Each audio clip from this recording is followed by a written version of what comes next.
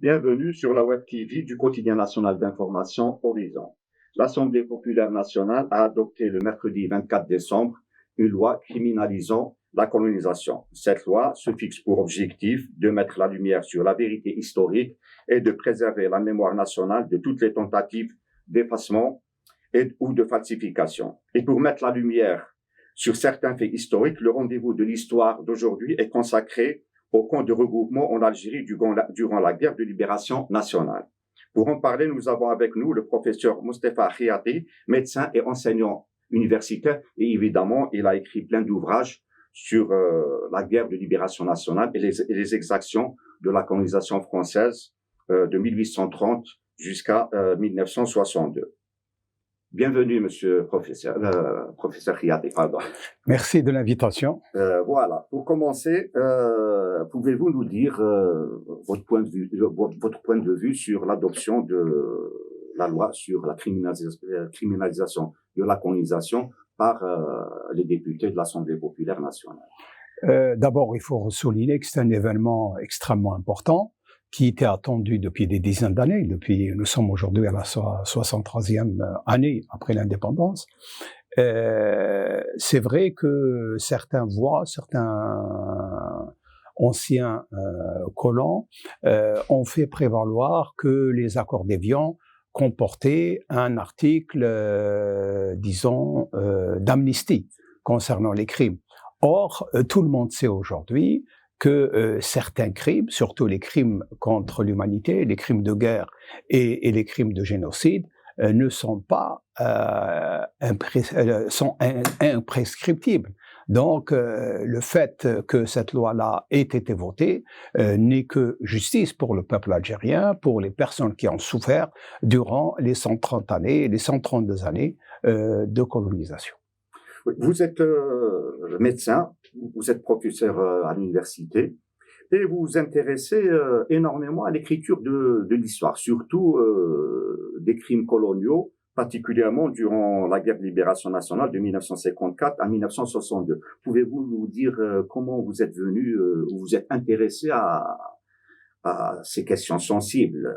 En fait, la translation s'est faite pratiquement de façon normale, étant donné que c'est vrai que je suis médecin, je suis pédiatre, je m'intéresse aux enfants, et bien sûr, depuis aujourd'hui pratiquement 35 ans, on a mis en place une ONG donc, qui s'occupe des enfants et qui s'occupe également des parents de ces enfants, souvent des orphelins, chose qui m'a amené de pas en pas à m'intéresser aux problèmes de souffrance de leurs parents et à la situation souvent dramatique des gens des campagnes qui ont été spoliés de leurs terres, qui ont été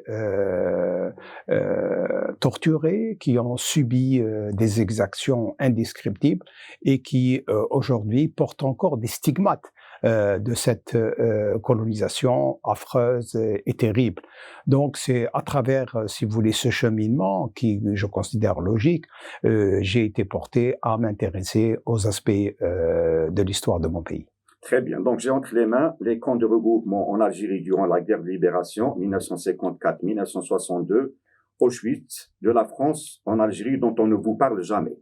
Donc, c'est une partie qui n'est pas très connue de la guerre de libération nationale, c'est les camps de regroupement. Tout à fait. Bon, on parle entre 2 millions à 2 500 000 Algériens qui ont été déplacés de leur village, de leur mchta et de leur dchara, vers des camps de regroupement juste pour isoler l'armée de libération nationale et quelque part étouffer la résistance à l'époque. Tout à fait. En fait, ces camps de regroupement ont commencé à être mis en place pratiquement quelques semaines après le 1er novembre 1954. À ce moment-là, la colonisation française a fait appel à des officiers indigènes qui étaient dirigés par le général Parlange, qui était au Maroc. Il est venu donc avec un groupe d'officiers au niveau des Aurès, et lui qui connaissait l'arabe, le berbère et également d'autres parlers, a été chargé d'endiguer, si vous voulez, ce mouvement insurrectionnel qui venait de naître. Et il avait préconisé justement la mise en place des camps de regroupement, et il y a eu pratiquement à la fin de 54, début 55, la mise en place de 3 camps de regroupement, dont celui de Mdaourouch et d'autres camps dans cette région-là. Ces camps, en fait, comme vous l'avez souligné, visaient à isoler les populations civiles des éléments de l'ALN pour qu'ils n'apportent pas leur soutien à ces éléments de l'ALN, et en même temps la création de zones interdites où il n'y avait personne et que l'armée française pouvait bombarder quand elle voulait, lancer également des avions et des obus de napalm sur la région, etc., parce elles étaient censées n'abriter aucune personne. Et c'est comme ça que ces zones interdites se sont développées et que les populations ont été sorties mal militaires. Et parfois, en moins de 24 heures de leur village, le village est brûlé. Ensuite, les populations sont poussées à pied en faisant plusieurs kilomètres pour finalement arriver au niveau d'une caserne ou uniquement dans un espace qui était entouré de barbelés avec une guérite et on plaçait donc un petit campement militaire à côté. Donc voilà l'essentiel de ces camps de regroupement. Par la suite, lorsque l'affaire a été connue, on a essayé d'apporter quelques améliorations en construisant quelques camps, mais en fait, c'était surtout pour la médiatisation, pour montrer que la France était humaine et qu'elle avait construit un camp. Mais si vous prenez les pratiquement 3000 camps qui ont été mis en place pour abriter ces populations-là, il y a eu peut-être une dizaine qui ont vraiment été juste pour les médias, construits. Voilà. Tout le reste, c'était les personnes ont été obligées de construire elles-mêmes leur habitation, souvent avec de la chaume, avec des racines d'arbres, etc. Ils vivaient dans des espaces de 2-3 mètres carrés, entassés les uns sur les autres, etc., avec leurs animaux souvent. J'ai lu même que même les rations alimentaires étaient vraiment le strict minimum, hein, c'est-à-dire que même les populations ne mangeaient pas à leur faim, les enfants pratiquement étaient mal nourris et beaucoup mouraient. Hein. Oui, ce qu'il faut signaler, c'est que ces camps ont été faits en dehors de la loi. C'est-à-dire qu'il n'y avait pas de budget pour couvrir ces camps-là. Et les gens ont été abandonnés à eux-mêmes. On ne permettait pas que dans certaines conditions particulières aux personnes d'aller travailler le jour juste à côté du camp. Donc les gens ont été arrachés à leur terre.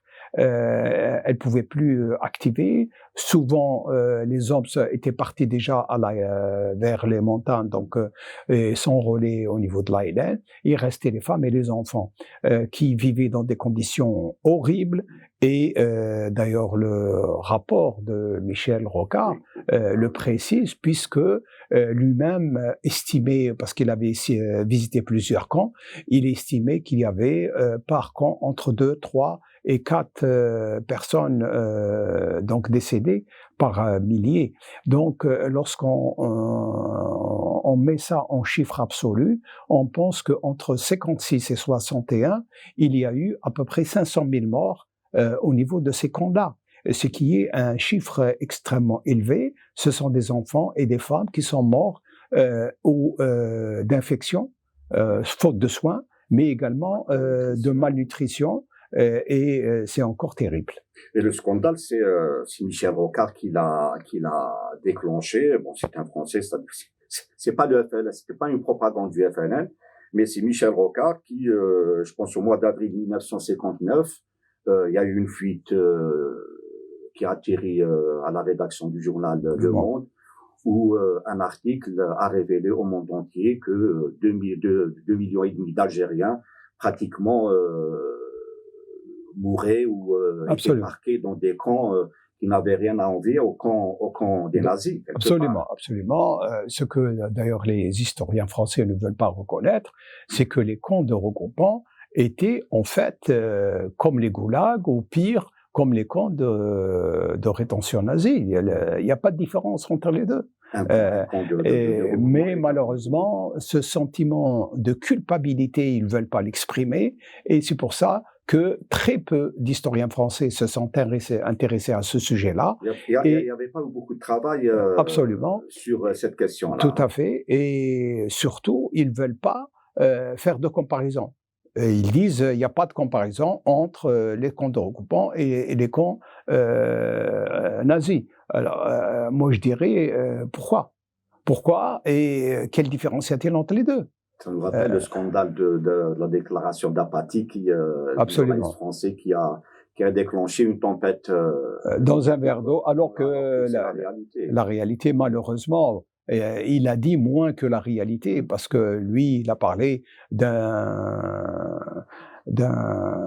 sur Glan quotidien en Algérie. C'est vrai, dans certaines régions, c'était pire que ça.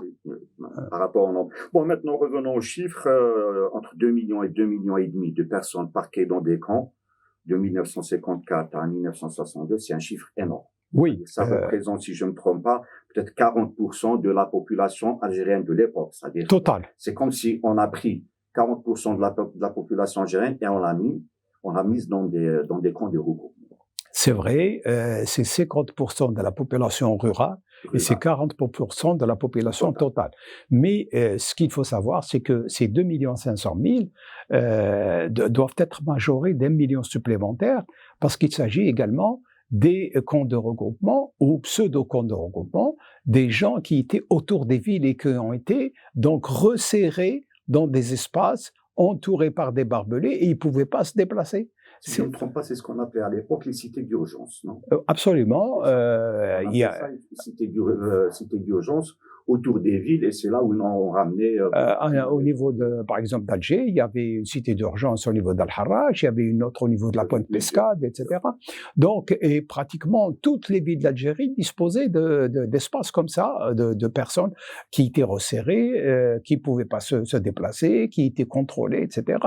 Et donc, qu'on peut ajouter, bien sûr, aux 2 500 000 personnes qui ont été réellement mis à l'intérieur des camps de regroupement, qui ont été ensuite fichés, les femmes ont été obligées d'enlever leur voile pour être photographiées. Et il y a un photographe qui a pris donc des milliers de personnes en photo, bien sûr, qui lui-même a été invité, qui a pleuré lorsqu'il est revenu en Algérie en disant qu'il a été contraint de faire ce travail-là qu'il ne voulait pas faire, etc. Donc, l'épisode, ou si vous voulez, le problème des camps de regroupement est je considère qu'il a été l'un des plus grands crimes commis par l'armée française en Algérie, parce qu'il n'y a pas d'excuse. Mettre 2 500 000 personnes dans des camps, les enfermer, leur interdire de sortir de ces camps, parce qu'il y a des gens qui sont restés de 55 jusqu'à la fin 61, pratiquement jusqu'au cessez-le-feu. Donc, pratiquement une prison, sans qu'il y ait distribution de denrées alimentaires, sans qu'il y ait de soins, sans qu'il y ait d'école, sauf quelques camps qui ont été privilégiés où on a fait un enseignement, parce que ça me donne l'occasion de citer Zéridour, le rédacteur en chef de France 24, qui dit avoir pu bénéficier d'une formation, mais il a été l'un des rares, peut-être enfants, de ces 2 500 000 qui a pu bénéficier d'un enseignement. Les autres n'ont pas bénéficié d'un enseignement. Bien au contraire, nous avons des témoignages de militaires français qui parlaient de torture à l'intérieur de ces camps. Donc, ce qui est extrêmement grave, bien sûr. En même temps, à défaut d'assurer une alimentation, disons, correcte dans ces camps, on interdisait même à ces paysans d'aller de temps en temps dans leurs champs pour cueillir, c'est-à-dire les olives, on leur interdisait même d'aller sur leur terre pour au moins récupérer un minimum de nourriture. Donc, pour revenir, disons que les séquelles, mettre 2 500 000 personnes pendant au moins 7 ans dans des camps de regroupement, c'est-à-dire même après l'indépendance, ces séquelles sont restées quelque part. Les séquelles sont importantes. Une déstabilisation socio-économique rurale de l'Algérie. Donc, après l'indépendance, les séquelles sont restées. Non, les séquelles sont importantes dans la mesure où ça a été la première opération d'éloignement des populations de leurs terres. Et donc, il y a eu, en quelque sorte, une coupure entre le travail de la terre et les hommes qui le faisaient. Le résultat des cours, c'est qu'à partir de 62-63, il y a eu de moins en moins de personnes qui étaient attachées à la terre, qui travaillaient la terre. Donc, si vous voulez, la première manœuvre qui a porté un coup terrible à l'agriculture algérienne, c'est d'abord les camps de regroupement. Ça, il faut le souligner. Deuxième élément, c'est le déplacement des populations.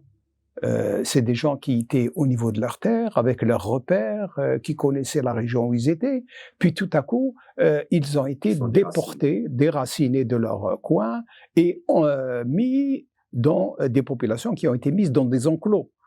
Souvent parfois à des dizaines de kilomètres de leur endroit.